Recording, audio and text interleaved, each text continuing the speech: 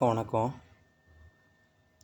கொல்கத்தாவில் நடந்த அந்த ஒரு பெண் மருத்துவ பெண் கொலை செய்யப்பட்டு சிதைக்கப்பட்டாருங்க இல்லையா? நீங்கள் நிறைய பேர் சொல்கிறீங்க, அந்த பெண் 7 பேர் கற்பழிச்சிருக்கலாம், 8 பேர் கற்பழிச்சிக்கலாம்னு சொல்கிறீங்க. கிடையாது. அவங்கள கற்பழிக்கப்பட்டிருக்கலாம், ஆனால் அவங்கள கற்பழிக்கப்படலை. ஏன் கற்பழிக்கப்படலை அப்படின்னு கேட்டிங்கன்னா, ஒரு நபர் உயிரோடு இருக்கும் பொழுது அவங்கள கற்பழிச்சிருக்கலாம்னு நீங்கள் சொல்லலாம். ஆனால் அவங்க 24 மணி நேரம் ஒரு டாக்டர் அவங்களுடைய உடல்நிலை பார்த்திங்கன்னா ரொம்ப மேன்மையாக இருக்கும். 24 மணி நேரம் டியூட்டி பார்த்த ஒரு டாக்டர் அவங்க ஒரு ரெஸ்ட் எடுத்துகிட்ருக்காங்க. ஒரு கனவுக்குள்ளே ஒரு தூக்கத்துக்குள்ளே இருக்காங்கன்னா, ரொம்ப ஆழ்ந்த தூக்கத்தில் இருக்காங்கன்னா, அந்த டைமில் அவங்களுடைய உயிர் பறிக்கப்பட்டு தான் அவங்கள சிதைச்சிருக்காங்களே தவிர, அவங்களுடைய கனவுகளையும் அவங்களையும் சிதைச்சிருக்காங்களே தவிர, அவங்க உயிரோடு இருக்கும்போது அவங்கள கற்பழிக்கப்படலை. ஆனால் மீண்டும் மீண்டும் நீங்கள் அப்படி சொல்லி அந்த ஆல்ரெடி அவங்களுடைய தாயும் தகப்பனும் இறந்த பிணத்துக்கு சமமாக இன்னும் உலாவி கொண்டு இருக்காங்க.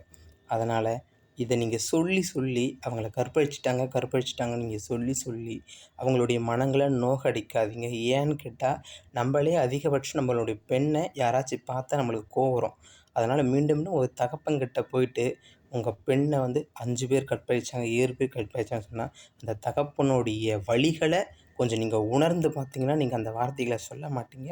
அவங்க இறந்த பிறகு அவங்களுடைய பிணத்தோடு தான் அவங்க பண்ணியிருக்கலாமே தவிர, ஆனால் அவங்க உயிரோடு இருக்கும்போது அவங்கள சிதைச்சிருக்காங்க. அவங்களுடைய கனவுகளையும் அவங்களுடைய உடலையும் சிதைச்சிருக்காங்களே தவிர, அவங்க இன்னும் ஆழ்ந்த தூக்கத்திலேயே இருந்து இன்னும் ஆழ்ந்த தூக்கத்தில் தூங்கி கொண்டு தான் இருக்காங்களே தவிர, அவங்க இன்னமும் கற்பழிக்கப்படவில்லைன்னு தான் நான் அழுத்தமாக சொல்லுவேன். அந்த பெண் பிள்ளையை பெற்ற அந்த தகப்பனாருக்கும் சொல்கிறேன், தாயாருக்கும் கூட சகோதர சகோதரிகள் இருந்த அனைவருக்கும் நான் சொல்கிறேன், உங்களுடைய பெண் கற்பழிக்கப்படலை. யார் சொன்னாலும் நீங்கள் கவலைப்படாதீங்க. இன்னமும் அவங்க ஆழ்ந்த தூக்கத்தோடு போயிருக்காங்க. இன்னும் ஆழ்ந்த தூக்கத்தோடு அவங்க போயிருக்காங்களே தவிர, மற்றவர்கள் உங்களுடைய பெண் கற்பழிக்கப்படலை. உங்களுடைய வேதனைகளை, உங்களுடைய வழிகளை என்னால் புரிஞ்சிக்க முடியுது. தயவு செஞ்சு யாரும் அப்படி அடுத்த வீடியோவில் கற்பழிப்புன்னு போடாதீங்க. சிதைக்கப்பட்டது, அவங்களுடைய கனவுகளையும் அவங்களையும் சிதைக்கப்பட்டது அப்படின்னு சொல்லுங்கள். அவங்கள கற்பழிக்கப்பட்டுன்னு நீங்கள் சொல்லாதீங்க. இன்னமும் அவங்க கனவுக்குள்ளேயே தான் போயிட்டுருக்காங்க.